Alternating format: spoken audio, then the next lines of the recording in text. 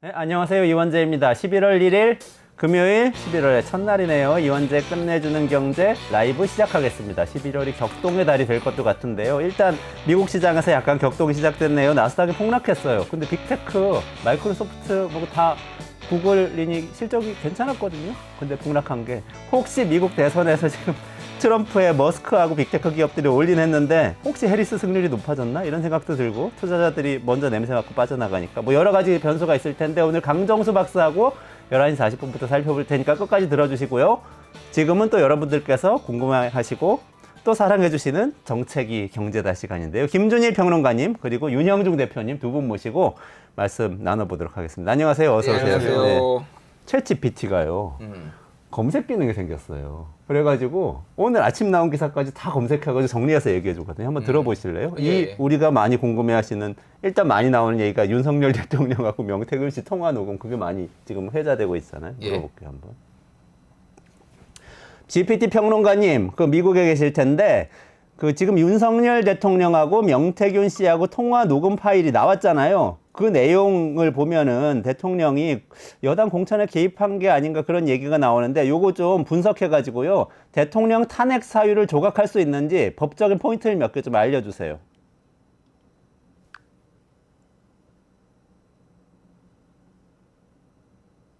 좋습니다.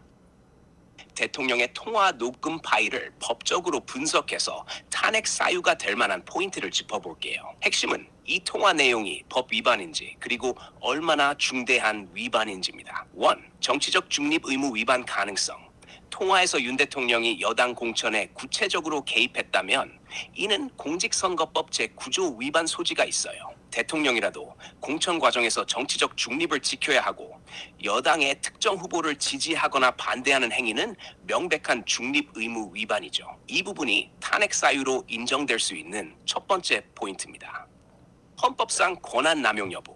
대통령은 국민 전체의 대표로서 권한을 행사해야 합니다. 그런데 특정 후보나 개인적인 친분을 위해 공천에 개입했다면 권한을 사적 이익에 남용한 셈이 됩니다. 헌법에서는 대통령 권한 남용을 엄격히 제한하고 있기 때문에 이를 위반했다는 판단이 나온다면 탄핵 사유로 이어질 가능성이 있습니다. 3. 구체적 지시 여부와 개입의 정도. 통화에서 단순한 의견 제시에 그쳤는지 아니면 명확하게 지시를 내렸는지가 중요합니다. 의견 정도라면 탄핵 사유로 가기 어렵지만 구체적인 지시가 있었다면 상황이 달라집니다. 이 지시가 공천 과정에 직접적인 영향을 주려 했다면 중대한 위법 행위로 해석될 여지가 커지죠. 그렇군요. 탄핵 절차 요건. 탄핵 절차는 뭐 우리 평론가님께 여쭤보도록 하겠습니다. 네, 들어가시고요 이제. 집에 갈까요? 아니 어떻게 해가지고 들었으면 집에 가야 되는 상황이에요. 두 분 또 하실 말씀 있어야 되니까. 근데 포인트를 좀 짚기는 짚었는데 뭐 가끔 얘가 헛소리를 하잖아요. 근데 그러니까 그런 거는 다 짚어주셔야 될 것 같아요. 지금 상황은 대통령이 명태균 씨하고 통화를 했는데 그 여당 공천에 대해서 구체적으로 이야기를 했다는 거죠. 명 씨한테. 그것이 불법이냐? 불법이라면 탄핵을 조각한 사유가 되는 불법이냐? 뭐 이런 이 질문인데 공직선거법 위반될 수 있다, 정치적 중립 의무 위반할 수 있다. 근데 구체적 지시가 있냐? 이런 포인트 짚어주네요. 두 분 어떻게 보십니까 이 뉴스? 방금 탄핵 요건까지 정확하게 설명했다면은 우리가 할 일이 상당히 없어지지 않았을까라고 생각이 되는데요. 지금 여당에서 가장 강하게 그 어떻게 보면 방어하고 있는 대목이 바로 그겁니다. 그 탄핵의 요건은 대통령의 직무상의 그 불법적인 행위들에 대해서 그 탄핵을 할 수가 있습니다. 그런데 이 더불어민주당에서는 이 통화 녹음 자체가 그 5월 9일에 이뤄졌다고 얘기하고 있고요. 5월 9일은 대통령이 취임하기 바로 하루 전이기 때문에 당선인 신분이라 대통령의 직무상의 불법 행위에 속하지 않는다라고 방어를 하고 있고요. 사실 굉장히 형식적인 논리로서 국민들에게는 잘못을 했는데 하루 차이로 별 문제, 위법은 아니었어, 막 이런 정도의 얘기잖아요. 더불어민주당은 5월 10일에 그 대통령 취임식 이후에 김영선 이제 전 의원의 공천 결과가 발표가 되었거든요.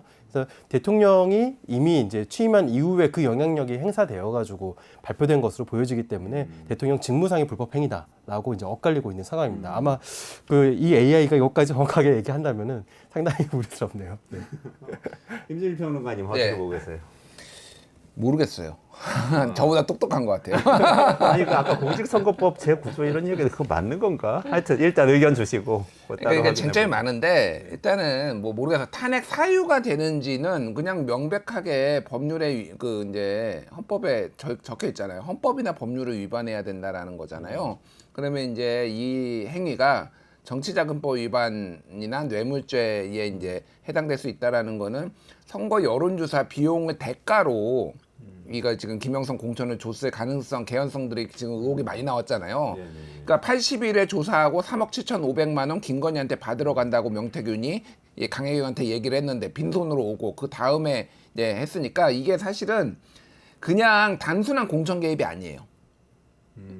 예, 공천 대가예요. 공천 대가. 아, 그러니까 내가 그냥 김영선 후보가 좋다고 생각하니까 뭐 공천 시켜라 이렇게 얘기한 게 아니고. 그러니까 여러 가지 쟁점이 있는데 이게 그래서 그게 이제 이게 법원이 만약에 이제 수사가 이게 단계가 너무 많아서 그런데 이게 특검에 갈 수 있을지 특검에 가면은 그 부분이 수사를 해가지고 그게 인정이 될지 그러면 그 부분이 그러니까 국회에서 탄핵 소추를 할지 탄핵 소추에 지금 아무리 야당을 해도 192명이니 여당이 거기에 동참을 할지 그다음에 그게 헌재에 가서 인용이 될지 이게 지금 단계가 너무 많아서 이게 사실은 어떻게 될지는 정국은 알 수 없는데 어쨌든 이거는 공직선거법 위반이 하나가 있고 아니면 정치자금법이나 뇌물죄 정치자금법 위반이나 뇌물죄 요게 또 있는 거예요. 그렇게 보시면 될 것 같고 뭐 너무 앞에서 다 얘기하면 일단 여기까지. 예, 아 예. 좋아요.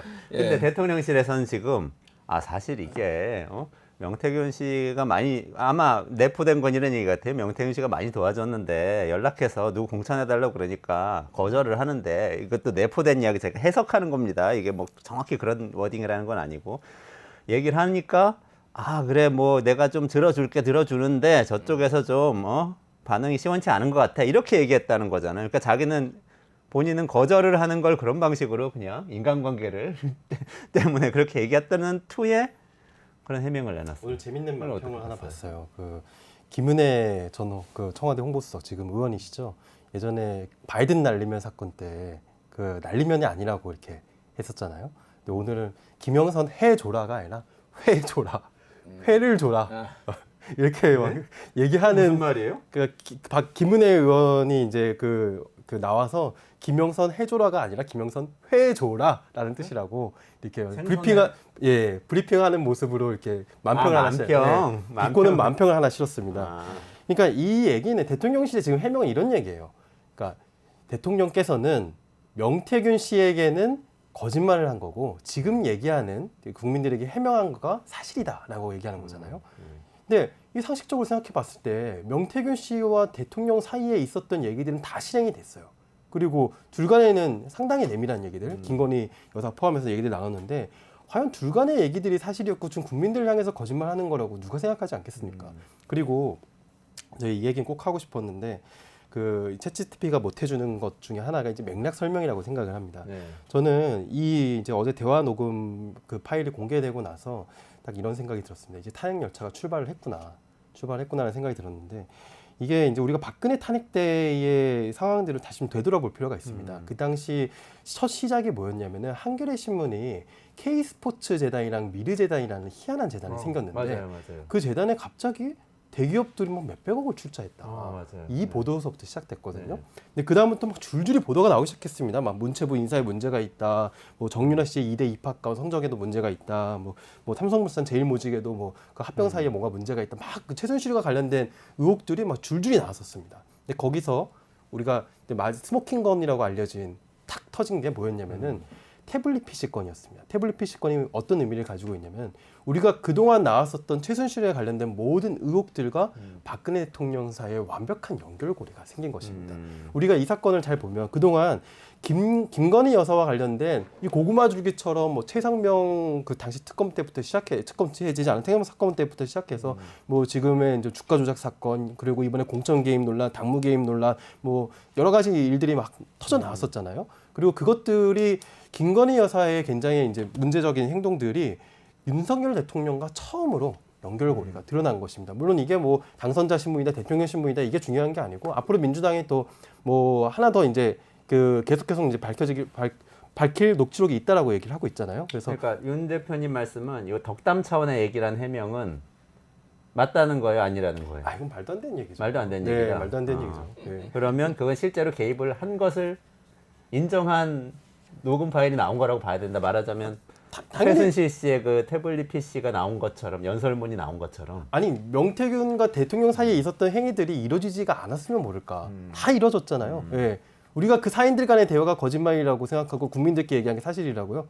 이거는 이제 손바닥으로 하늘 가리는 일이죠. 그러게요. 대통령실이 그동안에도 몇 번 해명을 내놨었잖아요. 근데 그 해명들이 좀 사실이 아닌 게 많았죠. 일단 우리가 논의를 함에 있어서 탄핵 얘기는 아까 말씀드렸지만은 별도의 절차예요. 네네네네. 그러니까 제가 말씀드린 거는 이게 이제 어떤 의미고 이게 위법하느냐 안 하느냐를 먼저 따져보고 그리고 탄핵은 그 이후에 사실은 저는 정치적 행위라고 보기 때문에 이거는 따로 논의하는 게 맞다라고 보고요. 일단은 말씀하셨다시피 용산은 신뢰를 잃었어요. 예를 들면은 대통령실에서는 2번밖에 안 만났다라고 얘기했는데 바로 반박 나왔잖아요. 이준석, 김종인, 박영선 뭐 해가지고 한 4번에서 5번 정도 만난 거 바로 만났고 경선 막바지 이후 거리로 뒀는데 지금 대선 당일까지 보고받았다라는 보고서 나오고 그리고 좀 전화 통화한 것까지 나왔잖아요. 취임 전날이죠. 취임 전날까지.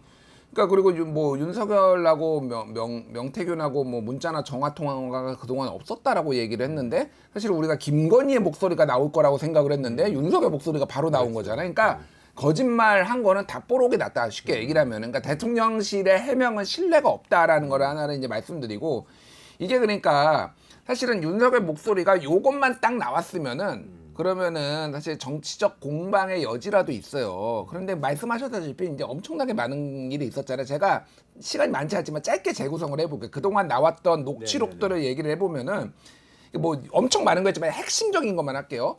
5월 2일 날 2022년 5월 2일 날 명태균이 강혜경 씨, 그 제보자 강혜경 씨한테 이렇게 얘기해요. 오늘 여사님 전화 왔는데 내 고마움 때문에 김영선 걱정하지 말라고 나보고 고맙다고 자기 선물이래 이렇게 얘기를 하고 하여튼 입 조심해야 돼요. 알면 난리 뒤집어진다 이렇게 된 거예요. 그러니까 이때 이미 5월 10일이거든. 5월 10일이 대통령이 취임한 날이고 5월 10일이 공천이 확정된 날이에요. 그 8일 전에 이미 여사가 약속을 한 거야. 이 양반한테 저기 명태균한테. 그런데 이게 구두로 약속을 한 거지 공관위에서 픽스 작업까지는 안 된 거잖아요.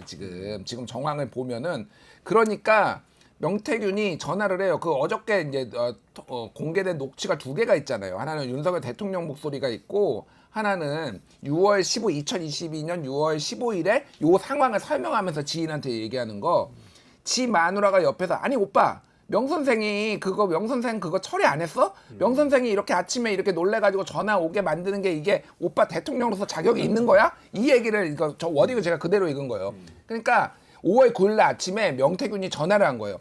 사모님이라 부르거든요. 사모님, 저 그날 5월 2일 날 말씀해 주신 그 김영선 공천권이 이게 아직 지금 픽스가 안 돼가지고 제가 좀 이렇게 전화를 드렸습니다라고 하니까 여기가 김건희가 스피커폰을 킨 거예요. 왜냐면 명태균이 이거 들었잖아 지금. 아니 오빠 그러니까 이거는 전에도 얘기했잖아. 둘이 스피커폰 켜놓고 같이 들었다고. 그러니까 스피커폰 켜놓고 아니 오빠 이거 어떻게 된 거야? 라고 따져 묻는 거를 명태균이다 들은 거야. 그러니까 윤석열이 이제 이 명태균의 주장에 따르면 이제 횡설수설 했다라는 거잖아요. 그러니까 아니 나는 분명히 했는데 말이야 얘들이 말이야 라고 하면서 저 공관위한테 보고도 받았고 말이야. 그래서 당에서 좀 얘기가 많네. 뭐 이렇게까지 이제 된 거예요. 그런 다음에 전화는 끊고 나서 그 다음에 이제 따로 뭐라고 명태균이 왔냐면은 윤상현이한테 저 명선생님 윤상현이한테 제가 전화했어요. 보안 유지하시고 내일 취임식 오시면 됩니다. 이렇게 얘기를 했는데 실제 다음 날 보면은 윤석열 대통령 부친 뒤에 이게 지금 명태균이가 있는 게 잡혔잖아요. 한참 전에 이렇게 된 거예요. 그 다음이 이제 뭐냐면은 이게 이렇게 되고 나서 그 강혜경한테 전화를 해요. 강혜경한테 전화를 해가지고 이게 뉴스토마토가 최초에 보도한 건데 뭐냐면은 그 내가 김영선이 경선 때도 열심히 뛰었으니까 김영선이 좀 졸아 있는데 요거 나온 다음에 뭐냐면은 내가 대통령 전화한 거 아나? 내가 가만히 있을 놈이 아니라고 했잖아. 사무하고 전화했는데 대통령 전화해가지고 대통령이 나는 김영선이라고 했는데 이러되 윤상현이 끝났어. 요 얘기가 뉴스토마토가 최초 보도한 거예요. 그 다음에 이제 얘기가 나온 게 뭐냐면은 강혜경이 김영선한테 전화를 해요. 5월 9일 날 당일날. 대표님 축하드립니다라고 하니까 아니 무슨 축하 그런 소리 하지 마. 아직 모른다고 해야 돼. 명태균이 입단속 특혜 해야 돼 이거. 이게 얘기가 나와요. 5월 9일 날. 그리고 5월 10일 날 공천 받고요. 또 이제 5월 23일 날 선거는 아직 6월 1일 날 치르니까 한 일주일 전이에요. 어쨌든 강혜경하고 김영선하고 전화가 통화돼서 어쨌든 명태균이 덕을 봤잖아. 덕을 다 봐서 내가 국회의원이 됐기 때문에 내가 감당할 수 있는 건 감당하려고 하는 거야라는 거야. 이 감당이 뭐냐? 우리가 뒤에 봤잖아요. 세비 반띵. 세비 반띵. 그래서 나갔는데 그럼 왜 세비 반띵을 줬냐? 앞단에 81차례 여론조사 해가지고 3억 7,500만 원 못 받았으니까 그거 대신 받은 거잖아요.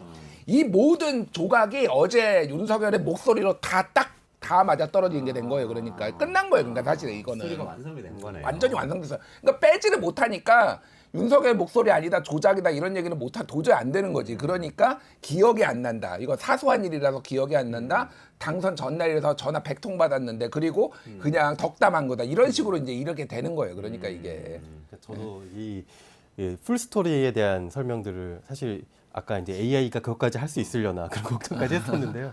진짜 정리 잘했어요. 그 풀스토리가 굉장히 중요한 거고 이 사건의 핵심은 그 불법 여론조사로 인한 공직선거법 위반 사실에 대한 반대급부로서의 이제 어떻게 보면 공천 개입인 거잖아요. 그 부분은 대통령이 직접 실행한 주체라는 것입니다. 그리고 불법 여론조사에 대한 부분들도 지금 저는 이 부분에 대한 수사가 조금 더 이제 그 제대로 조금 더가 아니라 아직 뭐 하나 제대로 진행된 게 없는데요. 이게 불법 여론 그냥 단순히 뭐 여론조사를 대신해 준 것인지 여론 조작을 한 것인지 뭐 이런 것들에 대한 얘기들이 더 제대로 조사가 좀 되어야 되는데 최근에 뭐 뉴스타파 보도에 의하면은 그 미래한국연구소가 수행했었던 여러 여론조사들의 그런 조작 정황들이 상당히 드러나고 있거든요. 그래서 이 조작의 범위가 어디까지 미치는 것인지도 한번 우리가 좀 제대로 짚고 넘어갈 필요가 있을 것 같습니다. 요거는 아까 전에 챗GPT도 얘기했는데 지금 이런 주장을 하고 있어요. 그 국민의힘에서 어제 법사위원들 모여가지고 뭐 유상범이나 정점식 뭐 해가지고 쉽게 하면 당선인은 대통령이 아니기 때문에 이거는 공직선거법 위반이 아니다라고 주장을 하고 있는데 일단은 아까 전에 그 공직선거법 구조 얘기가 뭐냐면은 쉽게 얘기를 하면은 공직선거법에는 이제 기타라는 얘기를 써요. 그러니까 이게 정확히 뭐라고 하면은 그 구조에는 기타 정치 중립을 지켜야 하는 자. 또 정치적 중립을 공무원뿐만이 아니라 거기에 당선인이 들어간다 이 얘기인가요? 그러니까 이거는 당선인이라고 가로 열고 써 있지는 않죠. 근데 당선인이라고 하면은 대통령 인수위에 관한 법률이 있고 거기에 당선인의 어떤 정치적인 어떤 지위를 공무원이라고 규정하진 않았지만은 그러니까 활동비를 받고 월급을 안 받지 활동비를 받고 그리고 인수위를 꾸릴 권한이 주어지고 그리고 국무위원 선임할 권한이 주어지고 뭐 이런 거잖아요. 이게 다 법으로 규정돼 있잖아요.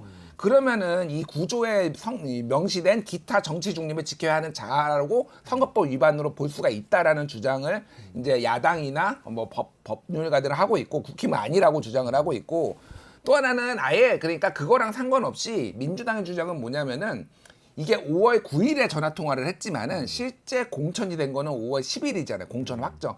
그러니까 이게 발언을 중심으로 보는 게 아니라 이 행위의 결과물이 5월 10일인데 그거는 대통령 취임하고 나서 됐다라는 거예요. 그러니까 이거를 적용을 해야 된다라는 거예요. 이 발언이나 이런 거 상관없이. 그러니까 이거는 무조건 걸린다. 당선인 시절에 했더라도 5월 10일에 공천이 되고 취임을 했기 때문에 이제 민주당의 주장이 이거예요.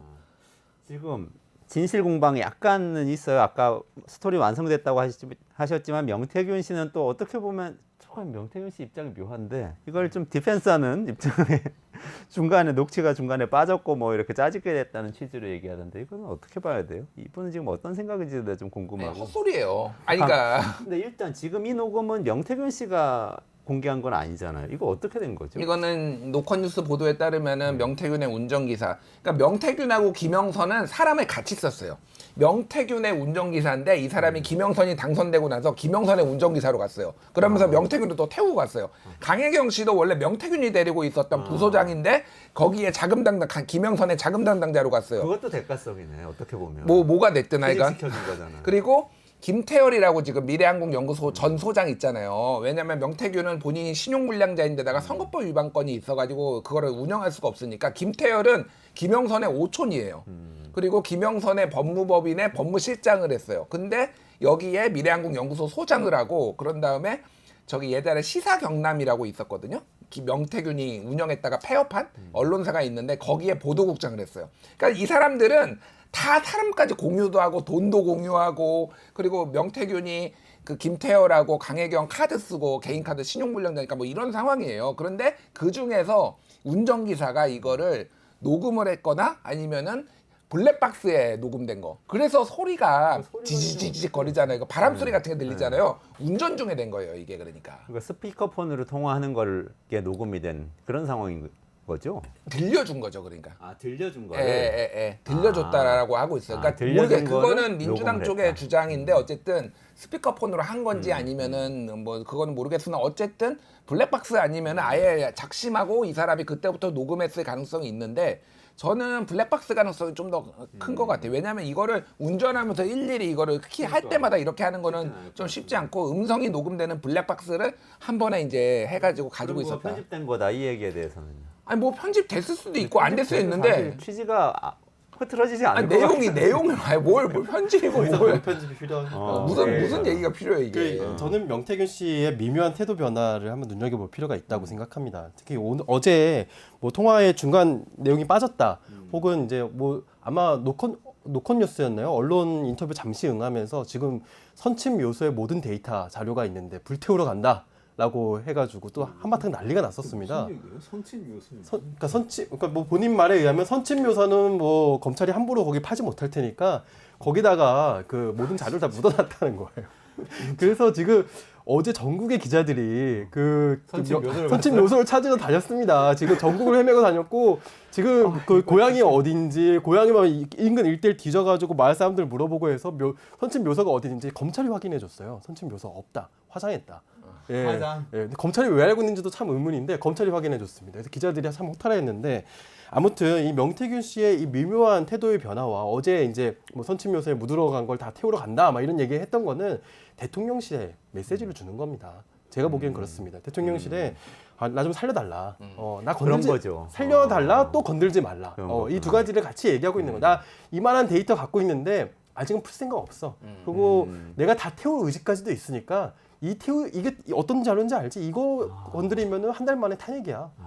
그래서 이제는 한 달도 아니죠. 그래서 그 탄핵 이런 자료들을 내가 갖고 있는데 풀지 않을 테니까 날 건들지 마라. 날 살려달라. 그럼 명시의 뜻하고는 반대되는 자료 공개가 지금 된 거네요? 네, 그렇죠. 그러니까 명태균이 이건 제공한 본인이 그리고 그 TV조선하고 인터뷰했는데 이거 내가 제공한 거 아니고 그 XXX 내가 데리고 있던 XXX가 한 거다라는데 그냥 삐 처리가 됐는데 그게 이제 운전기사인 거고 SBS랑 이제 인터뷰했던 그걸 보도를 보면은 자기는 용산에다가 SOS를 계속 쳤다는 거예요. 자기가 이런 거 공개했다가 뭐 김건희랑 했던 카톡 그 공개했다가 다시 이거 친오빠다.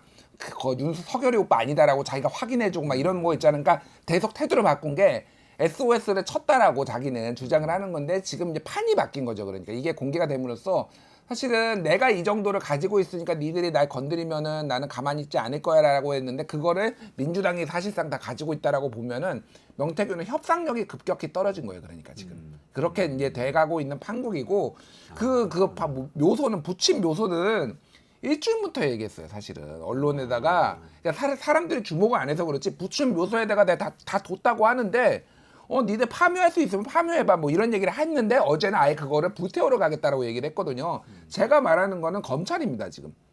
왜냐면은 제가 계속 이거 구속시켜야 된다고 빨리 증거인멸 도주 우려 있다고 지금 태우겠다고까지 했으니까 완전 증거인멸이다가 지금 잠적했어요. 지금 언론사 온데 어제 그걸 마지막으로 CBS랑 인터뷰한 거 마지막으로 지금 아예 잠적해버렸어요. 아예 어디 갔는지 몰라요.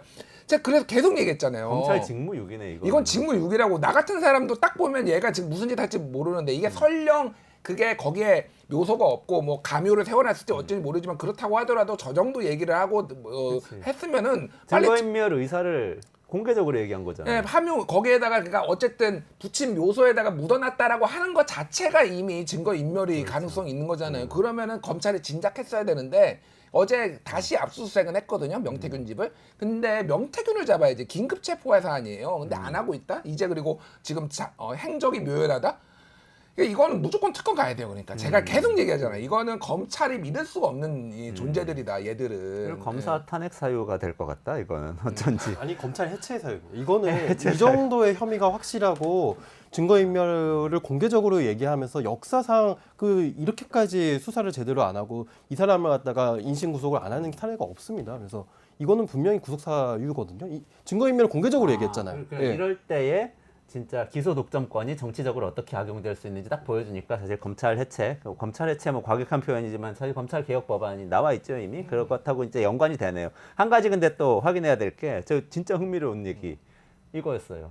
이 예전에 박근혜 전 대통령 탄핵 때 한동훈 검사, 윤석열 이 중앙지검장, 서울중앙지검장이 같이 수사를 한 거 아니에요? 결국. 근데 거기서도 이 박근혜 대통령의 여당 공천 개입 건이 있었더라고요. 근데 그거를 기소를 해가지고 유죄를 받았어요. 2년을 그러니까 사유 박근혜 중에 대통령 하나 많지만 하나 2년을 받았더라고요. 근데 그때는 녹음 파일도 없었더라고요. 제가 막 그때 거 찾아보니까 그냥 정황 증거 다 주변 사람들 얘기 가지고 유죄를 받았어요. 요거는 탄핵 사유에 들어가진 않았어요. 요 5개 탄핵 사유 중에 최순실 국정개입 허용과 권한 남용 요 부분이 탄핵 사유. 왜냐면 그거는 나중에 이제 유죄가 확정이 된 거예요. 탄핵이 먼저 되고 나중에 그렇죠. 계속 재판이 되면서 유죄가 확정이 됐으니까 탄핵에 들어가진 않았는데 2018년인가 그렇죠. 예. 그런데 문제는 이제 어쨌든 유죄를 받았다라는 거고 이렇게 보시면 됩니다. 원래 대통령은 당 총재를 겸임을 했어요. 과거에는. 근데 이거에 고리를 끄는 게 김대중이에요. 2001년에 그래서 나는 탈당하겠다 그리고 당 총재 내려놓겠다라고 하고 당정 분리가 확실히 된 게 노무현 때예요. 그래서 이제 더 이상 이제 당 총재 대표를 겸임하지 않게 됐으면서 자율성을 당이 갖게 된 거예요. 하지만은 어느 정도의 대통령이 당원으로서 그리고 뭐 당정 화합 일치 이런 얘기 하잖아요. 그러니까 어느 정도의 정치적 개입 행위에 대해서는 인정하는 분위기가 있었어요.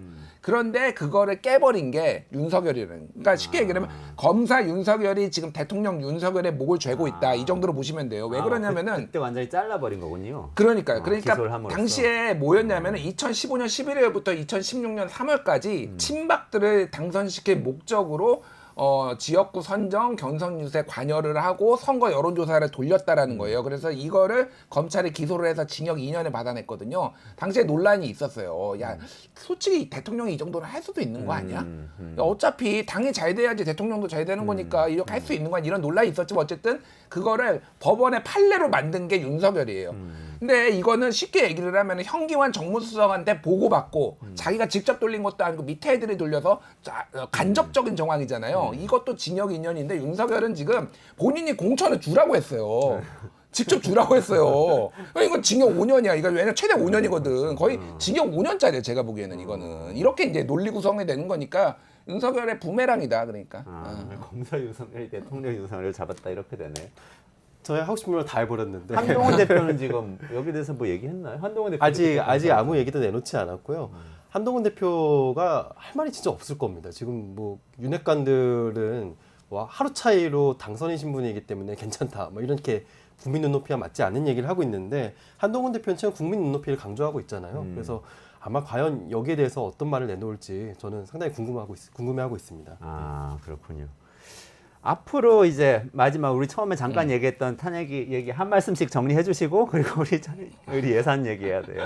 나라가 어떻게 되고 있는지 또 얘기해야 돼. 정치 말고. 자, 탄핵 국면으로 빠르게 가자는 얘기가 있고 이제 또 한편에서는 임기단축 개헌을 하자 이런 얘기가 나왔어요. 그 시민사회 원로들 성명 발표하고 이제 김용민 의원이 거기에 대해서 이제 에코 메아리로 다시 정치권에서 의제를 제기하고 있는 모양새인데 자, 앞으로 전국 어떻게 보십니까? 일단은 오늘 국회 운영위가 있고요. 지금 김건희 무슨 아니면 비서관들 다 출석 안 해가지고 지금 동행명령장 들고 야당이 갔습니다. 다 저번처럼 같이. 근데 이제 뭐 일종의 정치적 쇼잉 뭐 성격도 있기는 하지만은 오늘 운영위에서 또 강혜경 씨 나온다고 하니까 각종 의혹들이 또 새롭게 이제 나올 테고 내일은 민주당이 이제 이재명 대표가 내일 서울역 숭례문 앞에서 집회하는데 당원들한테 소집 명령 내렸어요. 그래서 당원들 민주당 당원들 좀 다 나갈 겁니다. 그래서 탄핵 집회는 사실은 계속 열렸어요. 주말마다 지금은. 근데 사람들이 잘 몰랐는데 그 규모가 달라질 거다라고 이런 생각이 듭니다. 다만 쉽게 탄핵은 되지 않을 거예요. 저는 사실은 윤석열이 임기 채울 가능성도 배제할 수 없다라는 건데 어쨌든 아까 전에 탄핵의 절차라는 거는 이런 저희 국회에서 탄핵 소추를 해야지 그다음에 탄핵 심판을 하는 거잖아요.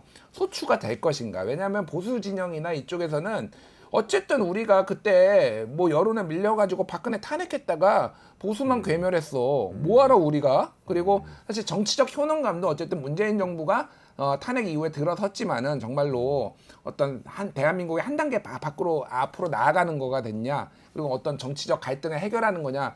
적폐청산을 하면서 갈등만 더 심해졌다고 보시는 중도층도 꽤 많거든요. 그러다 보니까 이거는 쉽지 않은 약간 지리한 싸움이 될 수도 있겠다. 뭐 이런 생각이 듭니다. 예, 예. 어떻게 보세요? 아까 탄핵 열차 출발했다.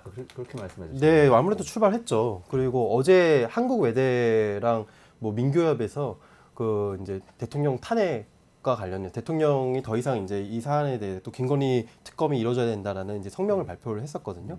그래서 아마 이런 성명들, 시국 선언들이 아마 들불처럼 번질 겁니다. 그리고 이번 주말부터 본격적으로 이제 주말마다 굉장히 이전과는 다른 규모의 이제 집회가 열릴 것이고요. 근데 저는 방금 이제 김준일 평론가님 말씀하신 대로 과연 탄핵에 효능감이 있느냐 거기에 대해서 야당이 좀 진지하게 생각해 볼 필요가 있다고 생각합니다. 물론 대통령의 행위가 탄핵에 할 만큼 그 중하지 않아서가 절대 아니고요. 근데 탄핵의 효능감이라는 거는 그 탄핵된 이후에 지금의 여당이 처하게 될 상황 그리고 탄핵 이후에 국민들이 느낄 효능감 이런 것까지 다 생각을 해야 되는데 과연 그렇다면은 탄핵 말고 저는 최근에 얘기 나오고 있는 임기 단축 개헌 근데 단순히 임기 단축만 포함하는 게 아니라 좀 종합적인 개헌을 지금 내년 5월까지로 생각한다면 상당히 시간이 있잖아요. 그래서 한 6개월간 종합적인 개헌안을 같이 논의해서 임기 단축 개헌과 함께 추진하는 것이 상당히 합리적이지 않은가라고 생각을 하는데요. 그건 또 이제 윤석열 퇴진과 함께 같이 좀 논의해야 되지 않나. 이거 임기 단축 네. 개헌 정확한 내용이 뭐죠? 일단 지금 나온 얘기는요. 그 윤석열 대통령의 임기가 지금 2년 반 넘게 남지 않았습니까? 그래서 그거를 2년으로 단축시키자는 얘기만 나와 있는데요. 근데 그것만 할 게 아니라 뭐 통치구조, 뭐 임기를 어떻게 할 것인가, 뭐 기본권을 어떻게 할 것인가 여러 개헌을 할 만한 요소들이 많이 있습니다. 그래서 그런 것까지 같이 논의하는 절호의 찬스다라고 또 생각을 할 수 있을 것 87년 같습니다. 헌법을 바꾸자. 네. 저는 바꾸자, 그런 현실적이지 않다고 봐요. 그러니까 정확하게는 임기 5년 중에 3년만 하고 2년은 깎아라. 지금 그 얘기 내년 5월이면은 3년을 채우는 거잖아요. 그러니까 내년 5월에 내려오라는 거예요. 윤석열한테. 근데 이게 사실은 딜레마적인 상황인데 이재명 대표의 존재 때문에 안 돼요. 절대 국민의힘에서 받을 수 없어요. 그러니까 왜 그러냐면은 이번 달에 지금 15일에 25일에 선거 나오잖아요. 그러니까 보수 진영에서는 뭐보다도 윤석열보다도 이재명이 대통령 되는 게 무조건 싫은데 만약에 그렇게 될 경우에는 이재명이 대법원 확정 판결을 받기 전에 대선에 나올 수 있다. 그러면은 절대 이건 죽어도 못 받을 그런 카드가 이게 생각보다 그래서 지리멸렬하게 될 가능성이 높아요. 이재명 대표가 다음 대통령이 될 가능성이 높기 때문에 국민의힘에서 받아들이지 않을 것이기 때문에 국회에서 개헌이 안 될 것이다. 이런 진단이신데 저는 자, 요거 1심 판결의 결과에 따라서도 달라질 수 있을 그렇죠. 것 같습니다. 1심 판결에서 다 무죄가 나오거나 100만 원 이하의 피선거권 뭐 이거가 박탈이 안 되면은 괜찮아질 수도 있어요. 그러니까 이게 그 여론이. 예. 오히려. 예. 아, 근데 그렇군요. 1심에서 피선거권 박탈이 나오는 형이 나와버리면은 100만 원 선거법 100만 원 이상이나 저기에서 그 위증교사에서 금고 이상이 나와버리면은 야 끝까지 봐야지 무슨 얘기야 무슨 그렇구나. 임기 단축이야 이렇게 이제 보수는 생각할 거예요. 그러니까. 그렇군요. 판사들에게 달려 있습니다 지금. 자, 그런데 중요한 건 뭐냐면 이렇게 우리가 녹음 파일이 공개되고 어쩌고저쩌고 얘기하는 과정에도 국정의 시계는 돌아가고 있어서 정부 예산안 심사가 국회에서 이제 시작되고 있잖아요. 어제 저도 공청회 가가지고 발표하고 왔는데요. 근데 세수 결손이 엄청나더라고요. 제가 가서 얘기를 들어보니까. 이거 내용 일단 우리 시간 얼마 안 남았는데 정리해 주시고 짤막하게 코멘트 하시고 다음 토론을 위한 주제를 뽑아내고 마무리해야 될 것 같습니다. 네, 진짜 중요한 이슈. 얼마큼 났습니까 아니, 진짜 일단? 중요한 이슈인데 지금 이 얘기를 하는 게 무슨 의미가 있나 또 이 생각도 들기는 해요. 근데 어쨌든 제가 짧게 얘기를 할게요. 그러니까 기재부가 지난 10월 28일에 소위 말하는 뭐 정확한 제목이 이거 2024년 세수 재축에 따른 재정 대응 방안 보고서인데 세수 펑크난 거 빵꾸난 거 어떻게 때울 것이냐 이 얘기예요. 원래 정상적인 절차라면은 추경을 해야 됩니다. 추가 경정 예산을 해가지고 국회 보고하고 어떻게 빵꾸 났는지 이거 다 얘기하고 그래서 우리가 이거를 국채를 발행해서 빚을 좀 더 내고 하겠는데 이 정부는 죽어도 안 된다. 그러니까 건전 눈속임인데 건전 예산 뭐 이런 재정 얘기를 하면서 그러니까 이렇게 땡겼어도 기금에서 지금 땡긴 좀 뒤에 설명드렸지 기금에서 땡겼어도 어쨌든 이거 빚이거든요. 지금 어디서 땡겨 쓴다는 거죠? 자, 그거 말씀 예. 간략하게 말씀해 주세요. 공공자금관리기금 4조, 외국한 평형기금 6조, 주택도시기금 3조, 국유재산관리기금 3조, 지방교부세하고 교부금을 감액하는 거가 이거는 감액을 하는 거 6.5조 그리고 아예 써버리지 않는 거 한 9조 뭐 이렇게 돼서 이걸 해서 29조 6천억을 맞추겠다라는 거예요. 이거 하나하나다가 한 20분씩 할 수 있는데 짧게 얘기를 하면은 외국한 평형기금. 외국한 평형기금이 지금 정확한 수치가 안 나는데 지금 환율이 지금 1,400원대까지 간다고 하잖아요. 네네네네. 지금 굉장히 불안하거든요.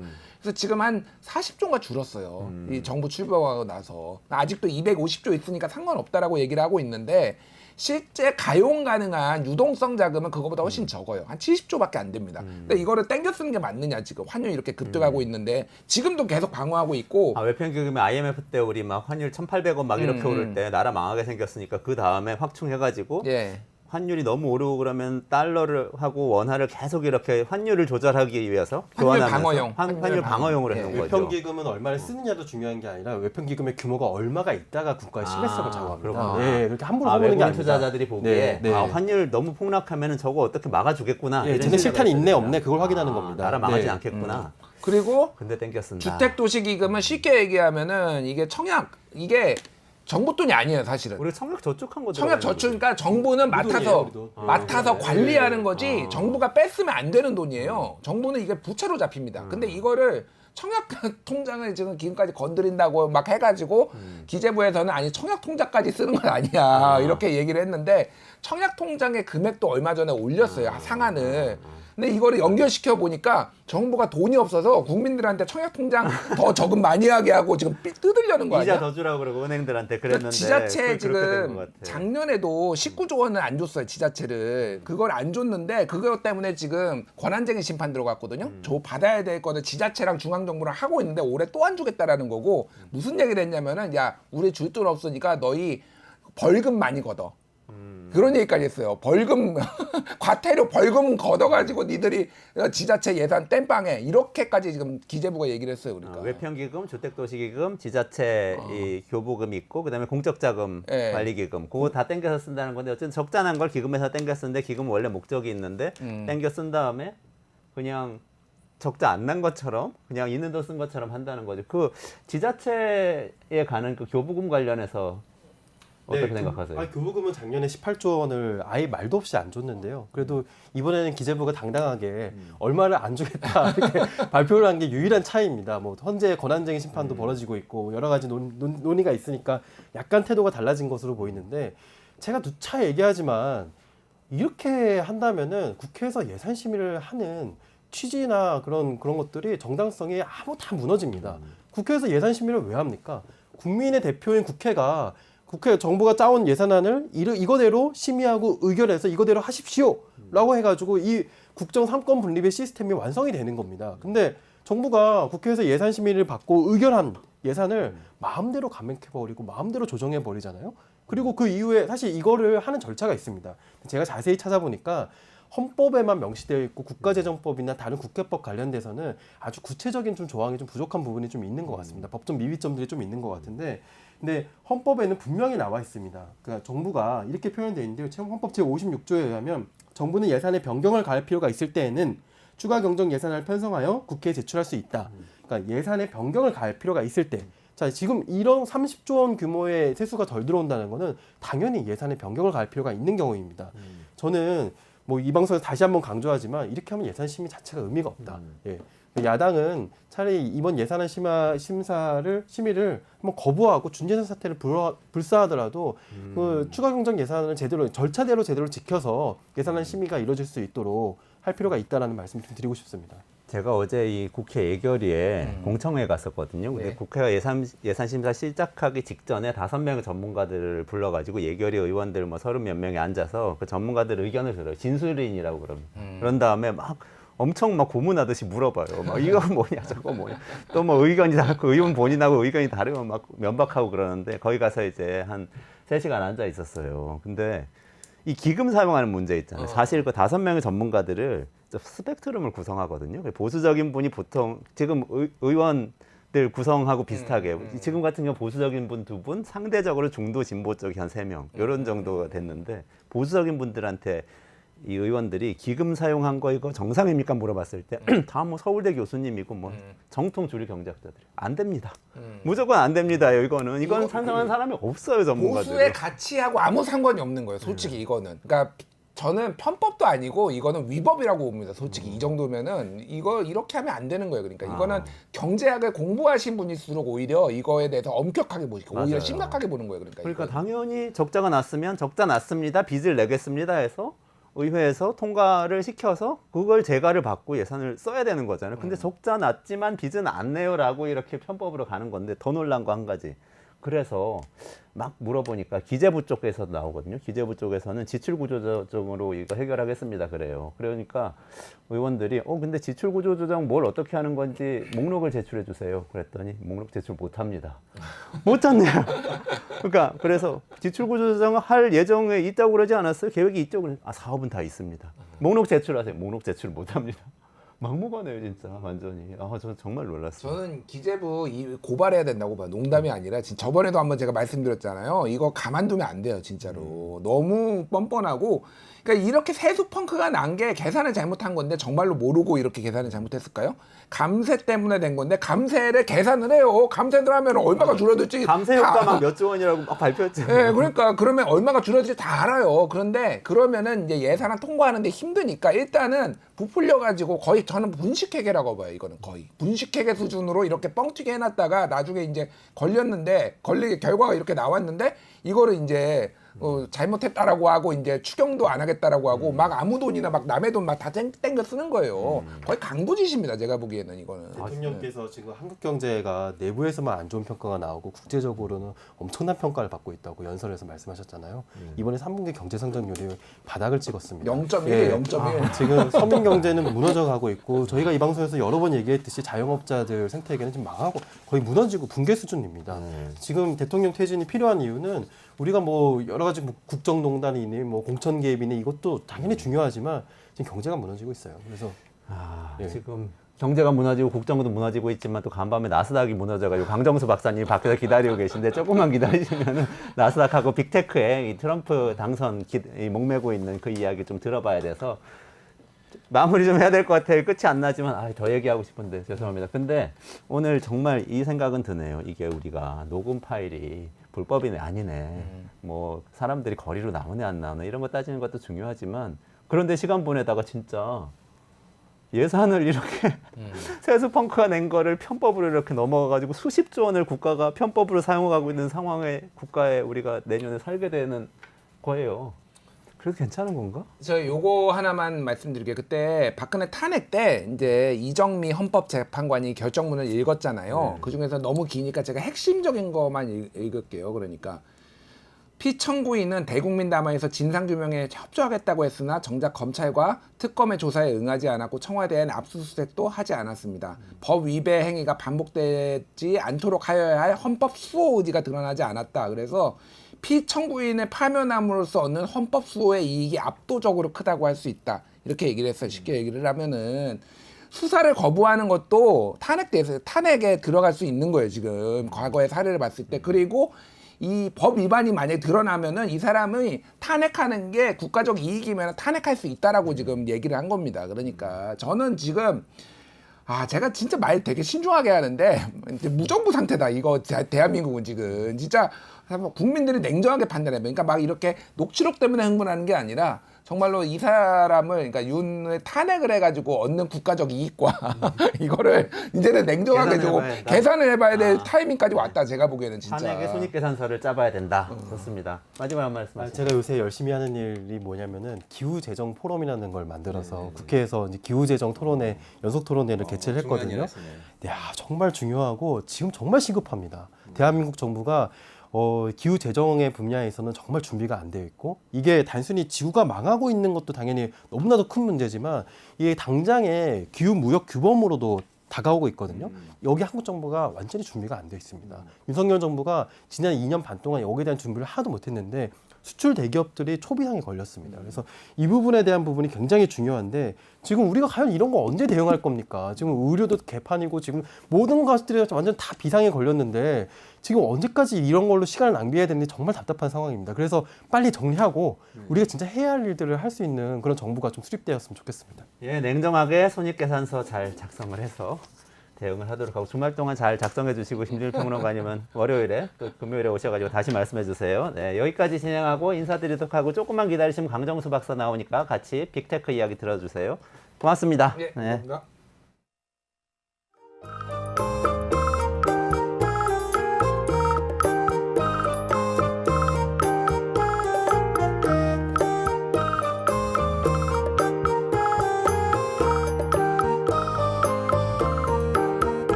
이 사회 전체가 정지되어 있는 느낌을 주는 요새 공직에 계신 분들 열심히 일 안 합니다. 왜냐하면 분위기가 열심히 해봐야 자기 장관이 힘이 없잖아요. 열심히 해서 장관이 뭘 해서 장관이 뭐 결정해야 하는 그런 시스템이 아주 제한적 범위 내에서만 이루어지니까 열심히 할 인센티브가 별로 없고 지금 말씀하신 공직자들 일을 안 한다는 부분이 장관이 그 힘이 없는 거 하나, 두 번째로는 감사를 해서 자꾸 정책 감사를 하잖아요. 그러니까 지난 정부에서는 원전 한 사람 가지고 수사하고 이번 정부는 신재생 에너지 한 사람을 감사가지고 검찰에 고발하니까 요새 지시를 하면 녹음해요. 녹음을 하든지 아니면 뭐냐면 서명을 해달라고 하니까 일이 돌아갈 리가 없는 거죠. 정권 바뀔 때마다 적폐청산이라는 내용을 가지고 공무원들을 혼내줬잖아요. 그러니까 적극적으로 내가 그거 하겠습니다 하고 한 사람들이 그 다음 정권 가면 너 그거 왜 이렇게 열심히 했어? 이렇게 되니까 열심히 왜 하겠어요? 머스크가 트럼프하고 한 몸이 됐잖아요. 그러더니 빅테크가 주가가 나스닥에서 계속 올랐어요. 그래서 트럼프 되니까 교제도 완화되고 자율주행차 다 되나 보다 이런 생각하고 있었는데 또 갑자기 어제 그저께 막 주가가 빠져요. 그래서 이제 트럼프가 낙선할 가능성이 높아지나 이런 생각도 들고 생각이 복잡해지는데 또 이 신중하고 돈을 주는 기업가들이 왜 이렇게 이전에 하고는 다르게 민주당 지지 안 하고 트럼프 지지하나 이것도 궁금한데요.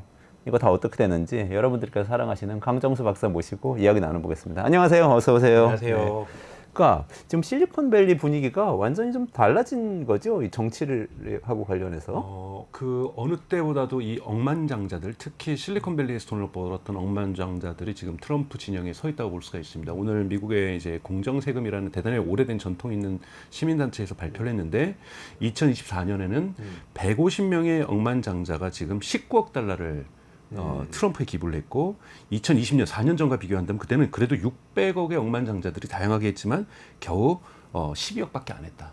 그러니까 7억 달러면 여러분 작은 돈이 아닙니다. 7억 달러면은 1조 가까이 되는 네네. 이 돈을 1조 원이 추가가 됐는데 대단히 집중화된 억만장자들이 지금 하고 있다라고 지금 볼 수가 있고요. 그리고 뭐 좀 이따 제가 그림으로 보여드리겠지만 이제 해리스 진영 같은 경우에는 시민들의 그 기부금, 캠페인 본부에 들어오는 기부금으로 구성되어 있다라면 이거는 정말 트럼프는 작아요. 트럼프는 절대적으로 총량에 있어서는 지금 해리스한테 뒤지가 않는데 트럼프 진영은 이 억만장자들이 기부한 돈으로 해리스 후보가 받고 있는 그 시민들이 낸 소액 그 거대한 액수를 커버하고 있다라고 볼 수가 있습니다. 그래서 결코 트럼프 진영이 선거 자금이 적지 않습니다. 많은 보도에서는 해리스 후보가 대단히 그 소액 기부자들에게 정말 거대한 돈을 하루아침 만에 막 걷어들이고 이런 얘기가 나오지만 전체 액수로 볼 때는 트럼프가 결코 작지 않다. 그 그래프 한번 볼까요? 네, 지금? 그래프 한번 보시죠. 네네. 네, 그 파이낸셜 타임즈에서 선거자금. 파이낸셜 타임즈에서 어제 보도가 된 건데요. 보시면 지금 왼쪽에 보이시는 저 파란색의 해리스 후보가 이 캠페인 그룹이라는 게 이 그 본부에 직접 보내는 소액 결제들이에요. 소액 결제들에서는 확실하게 해리스 후보가 압도적으로 나서고 있지만 이 팩이라는 것이 이제 미국에서 슈퍼팩이라고 하는 것들은 이제 이 기부금을 내기 위한 단체들이 있는 거거든요. 네네네. 여기 보면은 확실하게 빨간색이 더 많다라는 걸 알 수가 있잖아요. 그래서 비슷비슷한 수준으로 전체적으로 볼 때는 해리스 후보가 물론 조금 더 많습니다만 대단히 이 흔히 말하는 소수의 큰 액수를 기부한 사람들이 트럼프 쪽에 많고 슈퍼팩이 이제 그 네. 선거 자금을 모으는 모으는- 자발적인 네. 선거운동 단체 같은 그렇죠. 것들이죠. 근데 저긴 대부분 큰 돈들이 들어가게 큰 돈이 되고 들어간다고 하고 거기는. 캠페인 본부에 그냥 우리가 보면 선거본부에 보내는 선대위죠, 우리는. 보내는 돈들은 대단히 소액 기부들이 많은데 아. 소액 기부에서 해리스 후보가 대단히 많다는 걸 보여주고 있습니다. 그래서 지금 사실은 뭐 미국의 영국의 파이낸셜 타임즈라든지 미국의 블룸버그나 월스트저널에도 지금 왜 이렇게 미국의 억만장자들이 갑자기 트럼프에게 줄을 서려고 하느냐. 뭐 여러분들 들으셔서 알겠지만 지난 주말 금요일에는 되게 큰 사건이 있었죠. 워싱턴 포스트가 네네네. 1970년대 이후로 항상 뭐 워싱턴 포스트는 워낙 민주당을 지지했던 전통적인 네네네. 언론이죠.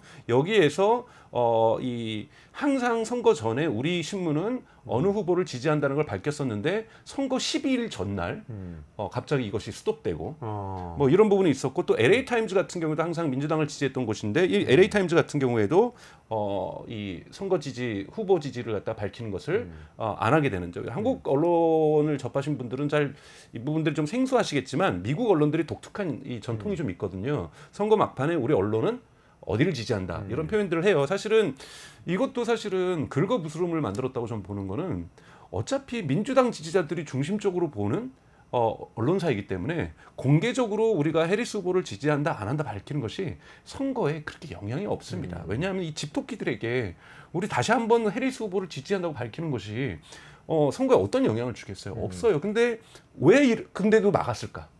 왜 막았을까? 12일 전에. 그건 뭐냐면 공화당 지지자들이 보기에 불편해 보이는 거죠.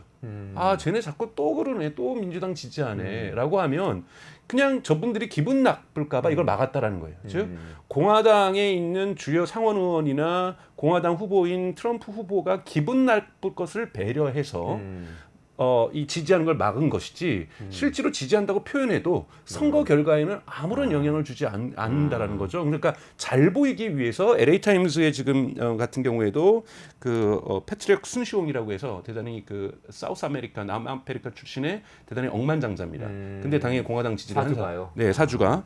그렇기 때문에 2018년에 5억 달러를 주고 인수를 했는데요. 사주의 영향에 의해서 됐고 그 4명의 편집위원 중에 2명이 지금 사표를 낸 상태예요. 근데 그중에 한 명은 플리처상을 받았던 사람이고 뭐 이런 식으로 나오고 워싱턴 포스트는 원래 250만 명의 구독자가 있는데 20만 명이 주말 사이에 해지를 하는 이런 일들이 지금 20만 명이 구독 그렇죠. 취소. 이게 얼마나 또 크냐면 그리고 우리 그 유튜브 구독 취소하면 다르잖아요. 유료 구독을 그렇죠. 취소하는 거 그렇죠. 경제적 타격이 네, 있잖아요. 1월부터 10월까지 워싱턴 포스트의 순 구독자 증가율이 겨우 4천 명밖에 안 돼요. 4천 명이 근데 10만 명 빠져나갔어요. 네, 여기에서 20만 명이 빠졌다라는 거는 어마어마하게 사람들이 분노했다라고 볼 수가 있는 거거든요. 그러니까 이 워싱턴 포스트에는 결정적 타격을 받았다고 볼 수가 있는데 뭐 제프 베조스 입장에서는 뭐 이거 뭐 얼마 주고도 사지도 않았어요. 그러니까 제프 베조스는 대단히 저렴하게 2억 5천만 달러에 11년 전에 샀거든요. 큰 돈 아니죠. 원 되네요. 네, 뭐 예를 들면 일론 머스크가 트위터를 예를 들면 440억 달러 주고 구매를 해서 큰 손해를 볼 거라고 생각하시는데 요즘 테슬라 주가가 20% 넘게 올랐잖아요. 네. 일론 머스크가 순 자산 증가가 440억이 넘습니다.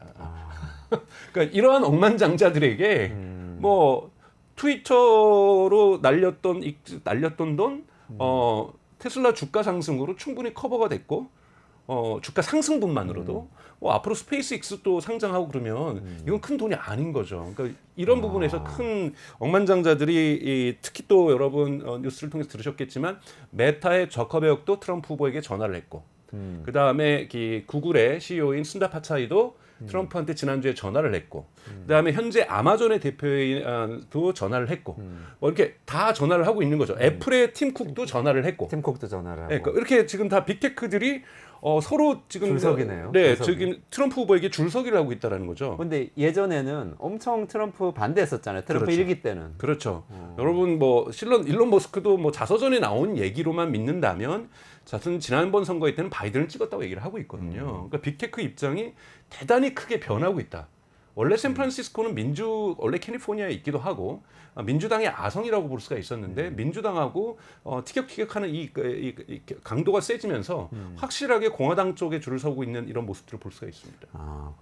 저는 충격적인 게 워싱턴 포스트 같은 경우에 기자들이 그러니까 논설위원실에 사설 썼는데 제프 베조스 사주가 못 나가게 했다는 거잖아요. 근데 우리의 오랜 이 생각은 뭐냐면 저널리즘과 관련해서 미국이 그래도 기자들이 신문을 끌고 간다. 미국은 사주가 있지만 우리나라 사주들과는 달리 논조에 개입을 안 하고 기자들이 끌고 간다고 알고 있었는데 그 상징이 워싱턴 포스트인데 거기서 그랬다니까 믿을 수가 없어요. 더 포스트라는 그 영화에서도 굉장히 그런 모습이 멋지게 나오는데 말이죠. 네네네. 그래서 대단히 지금 미국 사회가 막판에 선거 전에 사실은 역사상 없었던 이 혼전을 보고 있다 보니 이러한 모습들이 보이는 건데 사실은 이유는 사실 게임 시오리를 가지고 우리가 분석을 해보면 아주 간단해요.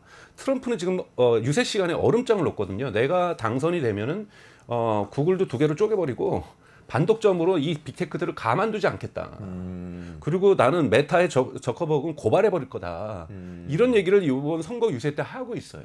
근데 해리스는 그런 얘기를 하지도 않고 그리고 민주당의 스타일은 이렇게 보복 정치를 하는 스타일은 아니거든요. 그렇죠. 네. 그러다 보면 입장에서 저기는 어차피 당선돼도 꼭 트럼프가 당선된다는 입장은 아닌 거죠. 빅테크 입장에는. 해리스 후보가 당선이 돼도 내가 그 후보에게 전화 안 하거나 기금 안 했다고 해서 우리를 박살낼 거를 더 세게 박살내지는 않을 거고. 자, 그러면 여기는 안 해도 되는 거고 트럼프는 연락 안 하면 완전히 삐쳐가지고 복수의 화신이 돼버릴 거니 여긴 그래도 침이라도 발라놔야 내가 조금 여기 당신 밑에 줄 서 있다는 걸 티를 내야 그래도 덜 박살 낼 거니 여기를 선택할 수밖에 없는 선택지를 해리스 선거운동의 스타일과 트럼프의 선거운동의 스타일이 만들었다고 해도 볼 수가 있는 거고요. 또 하나는 사실은 리나칸 문제를 저희가 얘기를 안 할 수가 없습니다. 공정위원장. 네, 우리 식으로 하면 공정거래위원장 리나칸 대단히 젊은 나이에 미국의 공정거래위원회 수장이 되면서 그러니까 트럼프도 지난 집권 1기 때 우선 빅테크들을 가지고 되게 괴롭혔었어요. 가장 크게 괴롭혔던 것이 일자면 표현의 자유 문제 뭐 이런 걸로 해서 여기 보니까 보수주의자의 목소리를 죽이고 있다. 네네네. 그리고 막 당시 트위터는 막 자신의 발언을 막 삭제하고 맞아요. 문제 있다고 뭐 이런 식으로 얘기하면서 이거는 표현의 자유를 미국 수정헌법이 보장하고 있는 표현의 자유를 억압하는 것이라고 해서 대단히 많은 규제를 들어가려고 했지만 그리고 사실 트럼프 당시 때도 여러분 기억하시겠지만 틱톡도 금지하겠다 중국 서비스다 막 이러면서 빅테크를 갖다가 시비는 걸었지만 그렇다고 해서 실질적인 제재 조치를 하거나 기업을 분할하거나 하지는 않았어요. 그냥 윽박 지르고 뭐 하고 뭐 트럼프는 이것이 다 이 내각에 있는 행정부원들이 자기가 말했던 바를 실천하지 않은 하지만 그림자 내각이 있었기 때문에 못한 거라고 얘기를 하고 있긴 하지만 실질적인 것은 안 했는데 사실은 민주당은 바이든 정부가 되면서 실질적 규제에 들어갔어요. 들어가서 구글을 고발했잖아요. 그래서 법원에서 재판이 이루어지게 해서 법원에서 1심이 지금 나왔는데 구글은 독점 기업이라고 판결이 나버렸거든요. 여러분 이것이 상고를 당연히 구글이 했지만 대법원에서까지 그렇게 결정이 나면요. 무조건 기업 분할해야 됩니다. 기업이 쪼개지는 거예요. 근데 1심에서 빅테크가 졌단 말이에요. 그렇죠. 그러면 이거를 다음 정부에서 2심, 3심이 이뤄질 때 물론 대법원이나 이런 데는 공화당의 영향이 크긴 하지만 여기에서 만약에 질 경우에는 여러분 구글은 구글 검색과 유튜브가 쪼개질 수도 있는 거고요. 가장 극단적으로는 이런 일들이 벌어지고 있는 거고 이런 부분을 구글을 지금 받고 아마존에 대한 조사도 지금 강력하게 지금 이루어지고 있고 다양한 규제들이 이루어지고 있고 애플에 대해서도 다양한 규제가 법적으로 법무부에서 조사가 끝나고 이것이 다 법원에 상고가 고발이 된 상태예요.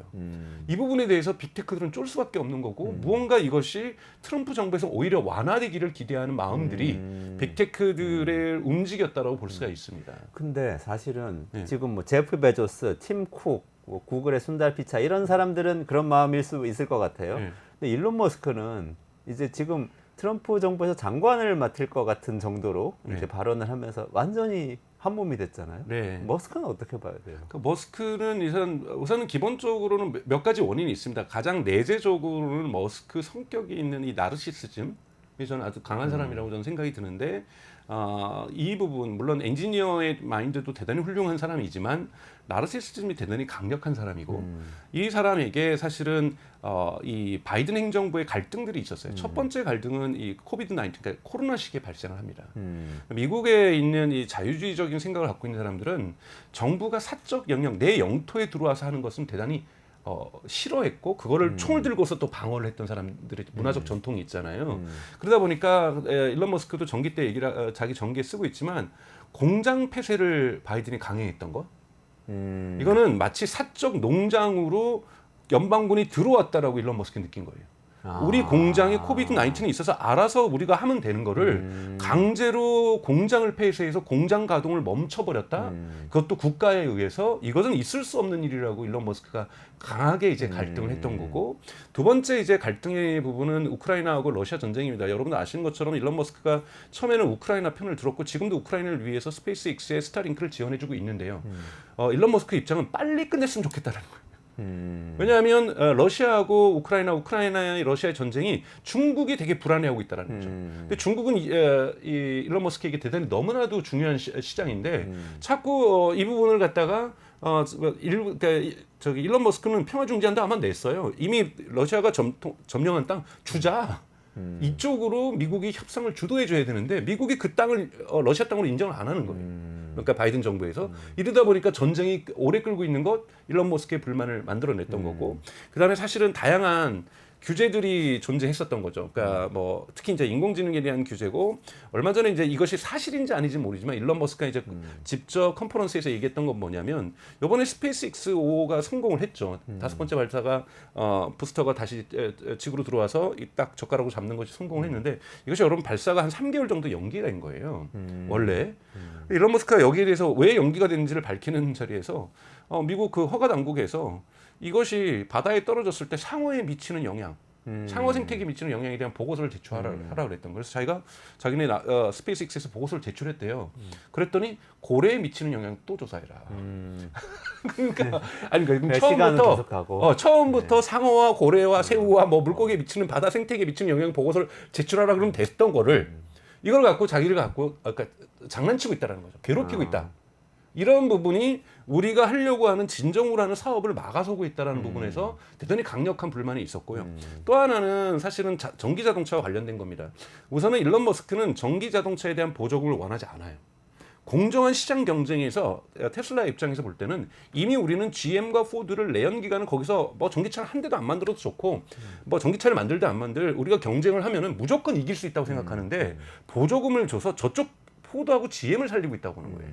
이거는 불공정 경쟁이라고 보기 시작하고 있는 거죠. 그러니까 이거는 이제 포드하고 GM 그리고 봐라 돈 지원해줘도 저긴 못하지 않느냐. 그 돈 지원 안 해줬으면 저긴 망하고 있을 거다. 이런 식의 어떤 생각들 이런 부분들이 바이든 행정부하고 계속 충돌하게 했다라는 거고 트럼프가 여기에다가 AI 규제 부분을 완화하겠다는 명확한 메시지를 주면서 완전히 트럼프로 몸을 기울면서 트럼프하고 지금 한 몸이 되고 있는 것.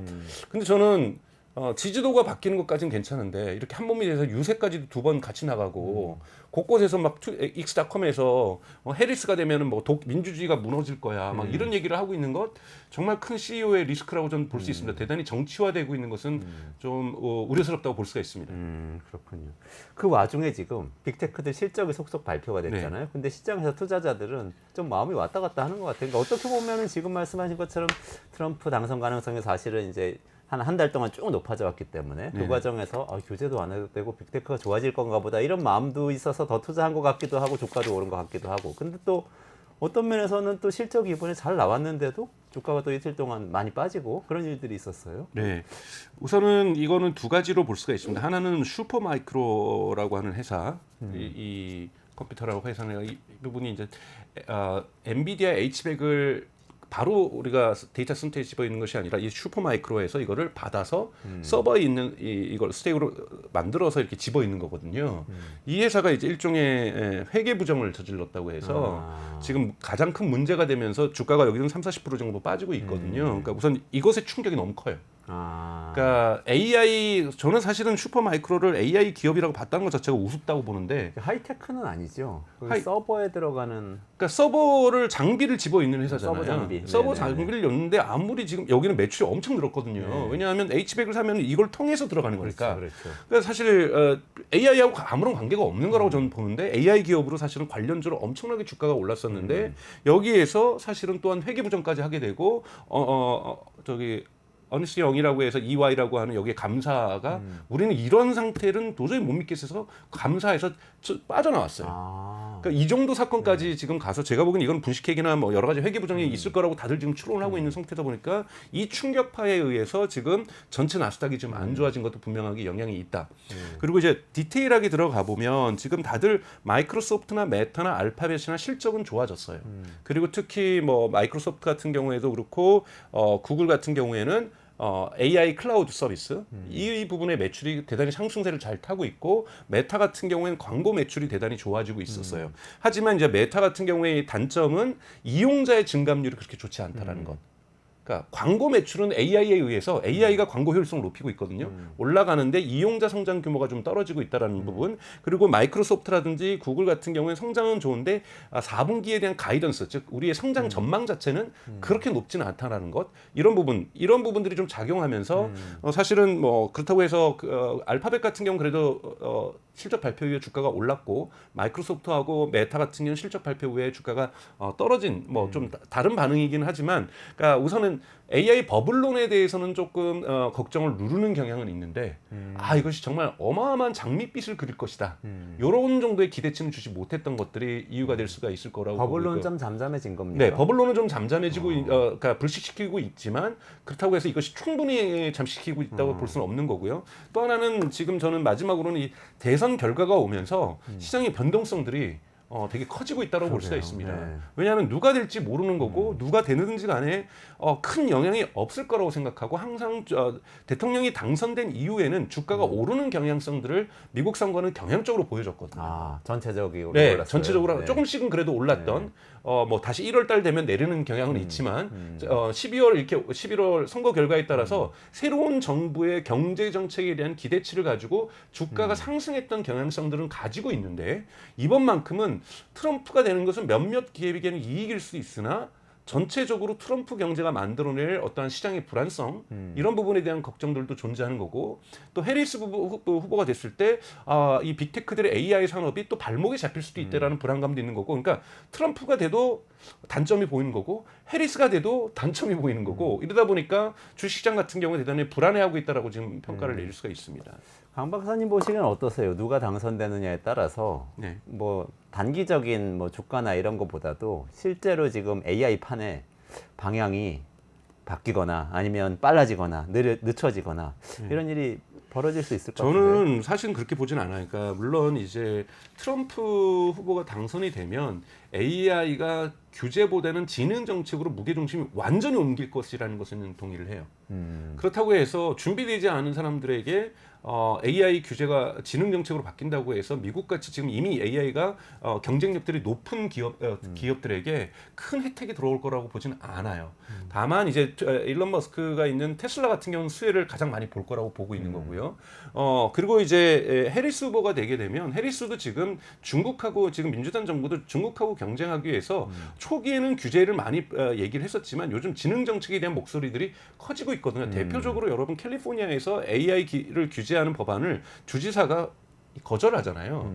그러니까 상원에서는 통과됐지만 이런 의미에서 민주당이 장악하고 있는 캘리포니아에서도 AI 규제안이 부결될 정도로 주지사에 의해서 지금 민주당 내부에서도 지능 정책적으로 무게중심이 진행되고 있다는 부분에서 사실 양 후보가 누가 되든지 간에 AI에 대해서 미국은 이제는 규제보다는 지능적으로 가속화를 낼 가능성이 전 높다라고 보고 있기 때문에 기업에게 미치는 영향은 크지 않다. 다만 민주당이 됐을 경우에는 빅테크의 독점화 경향에 대해서는 명확하게 이 규제가 있을 것이다. 그것이 이미 바이든 정부에서 어느 정도 이론적인 작업 그리고 법률적인 고발 고소할 수 있는 근거들은 다 잡혔기 때문에 이제는 법원에서의 싸움만이 남은 상태거든요. 여기에서 법원은 분명하게 이 분위기라면 빅테크 규제로 결정을 내릴 가능성이 높다라는 부분에서 빅테크에게는 사실 해리스 후보의 당선이 그렇게 좋은 소식은 아니지만 이미 법정으로 법무부에서 다 해서 고발장이 막판까지 니나칸도 바보가 아닌 이상 고발장은 다 접수를 했거든요. 네네. 그래서 이제 법원의 결정이 문제인 거예요. 행정부의 영역을 벗어나게 만들어놨기 때문에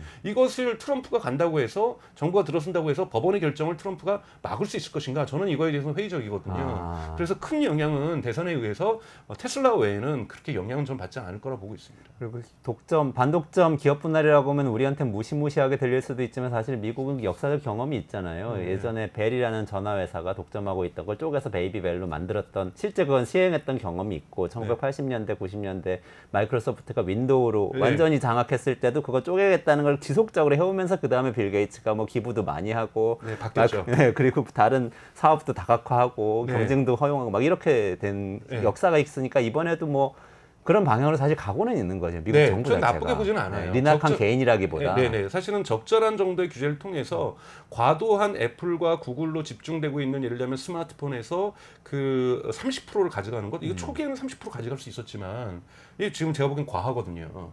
이런 부분들에 대한 조정이 이루어지고 있는 것은 당연하게 시대적인 요구라고 저는 보고 있기 때문에 이걸 가지고 빅테크들이 너무 아픈 척하는 건 좀 문제가 있다 보고 있습니다. 근데 갑자기 생각하는데 그러고 보니까 샘 알트만은 얘기가 없네요. 샘 알트만 전화도 안 했나요? 샘 알트만은 전화급은 아니라고 보고요. 아직까지는 매출이 높은 회사, 뭐 오픈 AI의 올해 예상 매출액이 50억 달러밖에 안 됩니다.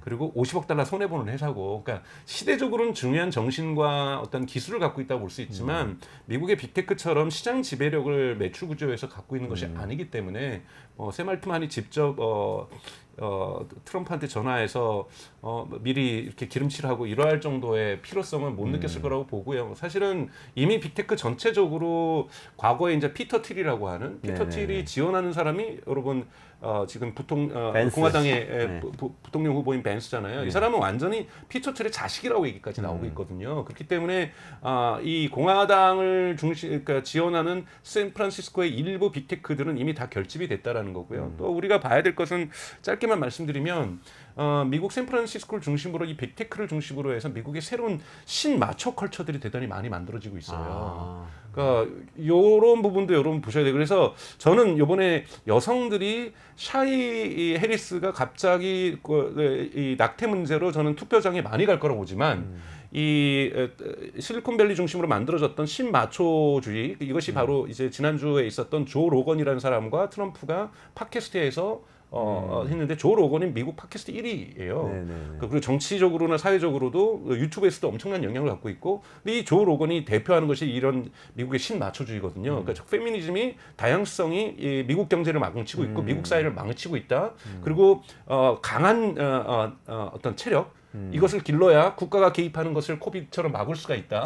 진짜 체력. 그럼요. 운동에서. 그래서 주짓수가 유행하는 거고, 에너지 드링크가 유행하는 거고, 그리고 건강 보조제가 유행을 하는 거고, 이런 문화들과 다 이게 다 있으면서 거대한 신마초 라이프 스타일이 미국 사회에서 등장하고 있기 때문에 저는 이러한 흐름들은 샤이 트럼프를 만들고 있거든요. 그렇기 때문에 결코 저는 선거 결과를 지금 누구도 예측할 수 없는 것이 한쪽에서는 자꾸 샤이 해리스를 얘기하는데 샤이 트럼프도 과거에 러스트벨트에 있었던 전통적인 트럼프 지지자, 숨겨졌던 지지자가 등장했던 요층 말고도 흔히 말하는 백인 엘리트 중심으로 해서 남성 엘리트 중심으로 해서 샤이 트럼프 지지자도 대단히 많다는 말씀을 좀 드리고 싶어요. 그렇군요. 그리고 어쨌든 다음 주 선거인데 미국 대선 끝나면은 빅테크 관련된 불확실성은 좀 해소되니까 그러면 조금 더 시장이 안정이 될까요? 아니면 거꾸로일까요? 이거 되게 요동치겠죠. 요동칠 가능성이 높다 네. 현재로선. 네. 알겠습니다. 오늘 여기까지 진행해야 될 것 같고요. 강정수 박사님하고 미국 대선 앞두고 빅테크들의 움직임 어떤 결과를 가져올지 좀 짚어봤습니다. 이원재 끝내주는 경제 매일 오전 11시 평일에 진행하고요. 그래서 저는 월요일에 11시에 라이브로 다시 찾아뵙고요. 주말 동안 다시 보기 봐주시고요. 지금 강 박사님하고 같이 인사드리고 물러가도록 하겠습니다. 고맙습니다. 고맙습니다.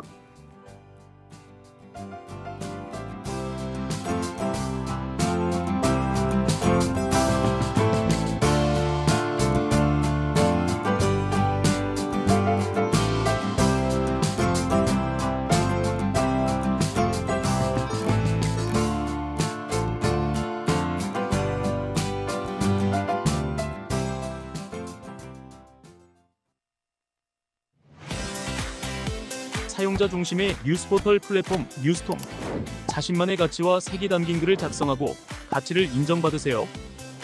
사용자 중심의 뉴스포털 플랫폼 뉴스통에서 뉴스북 뉴스라인의 필진이 되어보세요. 자유롭게 생각을 표현하세요. 작성 키워드를 지급해드립니다. 내가 작성한 글이 언론사 기사처럼 뉴스포털에도 노출. 초창기 활동 지원금까지. 지금 바로 뉴스통의 필진이 되어보세요. 당신의 이야기가 세상을 움직입니다.